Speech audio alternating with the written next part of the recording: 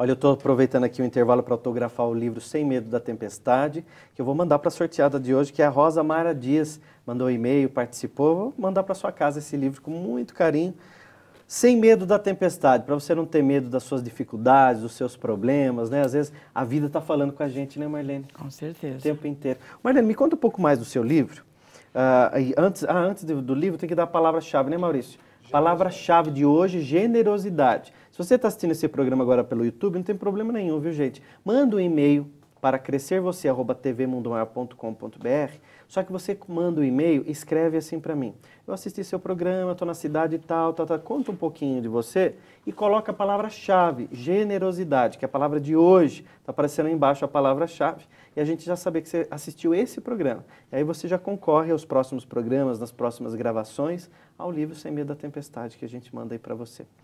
Marlene, me conta um pouco mais, porque Um Amor do Passado veio a calhar justamente sobre o que a gente está falando, sobre os problemas de relacionamento, né? Sim. E como começa essa história, Marlene? Então, essa história, ela relata o namoro, o relacionamento de uma jovenzinha com um rapaz, e ela era muito criança ainda, a mãe sempre alertava para o cuidado que ela deveria ter, mas aconteceu a gravidez.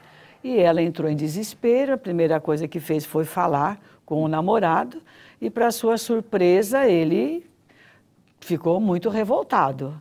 Disse que ela teria que dar conta do recado sozinha, ela fizesse o que ela quisesse, mas que ele até aconselharia interromper tudo aquilo, e naquela mesma noite ele sai... Ele aconselha a fazer um aborto, então. Ele vê, não diretamente, mas ele insinua, né? E ela, desesperada, muito jovem, ele vai embora naquela noite para a capital, e aí ela vai falar com a mãe, e a mãe, então, com medo da reação do pai da menina, ela acaba induzindo a garota a fazer o aborto. E aí começa um processo que é muito comum, né, William?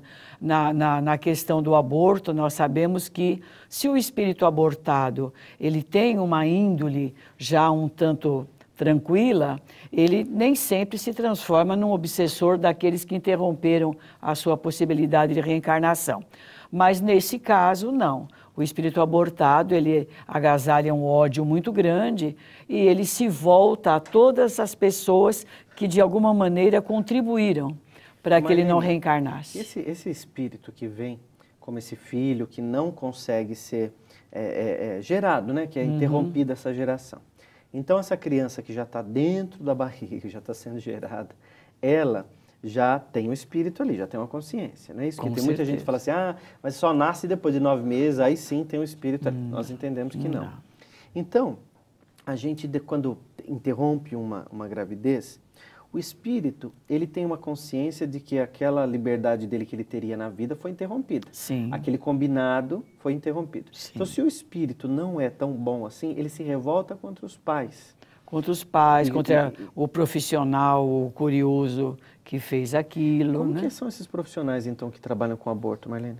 Que tem de gente ali em Nós volta? sabemos que o débito das pessoas que trabalham fazendo o aborto, o débito que eles vão adquirindo, segundo a literatura espírita é pródiga nessas informações, ele está adquirindo um grande débito para ele mesmo, semeando para que em futuras encarnações ele venha a colher de formas, muitas vezes, no seu corpo físico, né?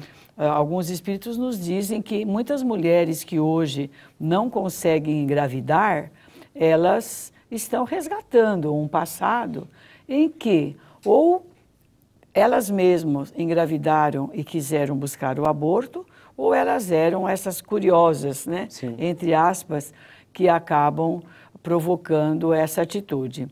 Há um movimento muito alto aí em se aprovar a lei do aborto, mas nós sabemos, todas as religiões dizem isso, né, William, que a vida ela começa desde o momento da concepção. Não é depois da anidação, não é na hora do parto.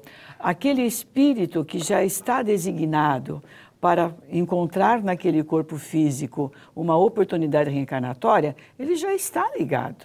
Então, a partir daquele momento, qualquer atitude que venhamos a praticar para interromper a gestação, nós estamos impedindo que aquele espírito que se preparou, às vezes por décadas, por séculos, que ele volte. Ô Marlene, quando ela interrompe essa gestação, o marido, o futuro marido dela vai embora. Sim.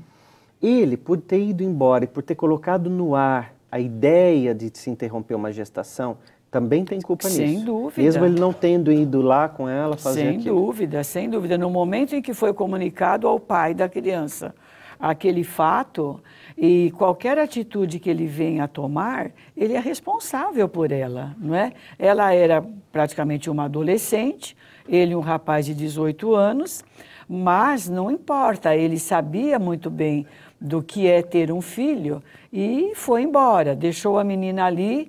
Ela, sim, estava bastante atordoada, desesperada, né? Porque era uma adolescente, tinha muito medo do pai.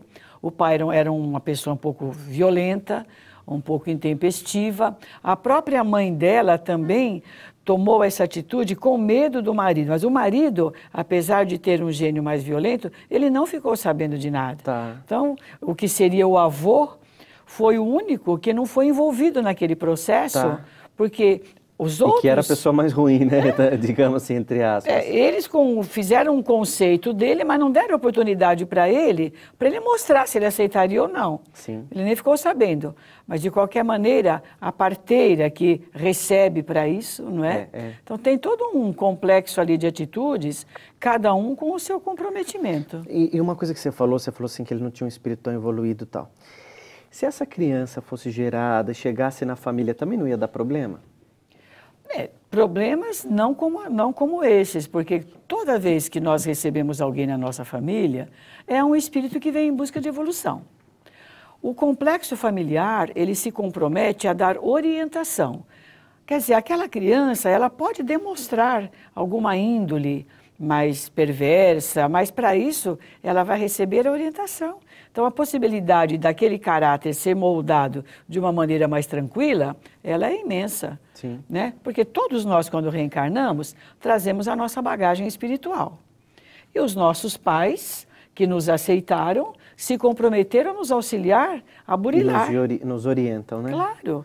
Ninguém recebe um filho perfeito, um filho que venha só com boas intenções. Não, todos os pais recebem filhos para educá-los. Ô Marlene, uma mãe que fez um aborto escondido do pai, por exemplo, ela ficou grávida, não conta para esse pai não tem culpa de nada. Claro que não.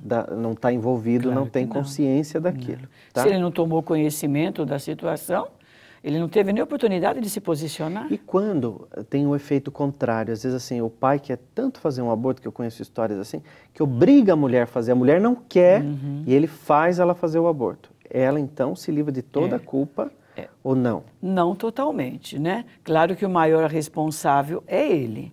Mas uma mulher, por exemplo, a não ser uma adolescente como essa, mas uma mulher que já tem a sua maturidade, já tem a sua compreensão, ela também não é obrigada a se deixar levar pela proibição do marido. Ela se separa, não é? Quer dizer, se ela percebe que aquele filho é dela, ela quer ter aquele filho, e o marido, o pai da criança, não quer que ela tenha, mas a responsável pela vida dela, pelo corpo dela, é ela.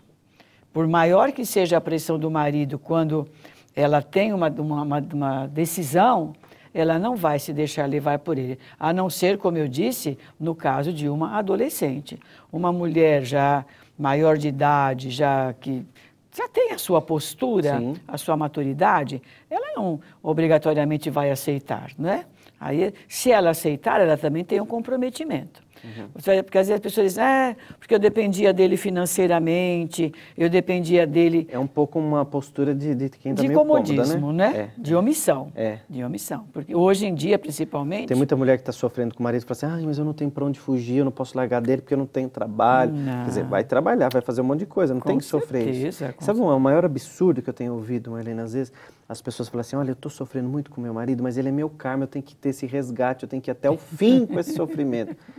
Não tem sentido, né? Nós sabemos que tem um compromisso, quando duas pessoas se unem, é um compromisso previamente assumido na espiritualidade.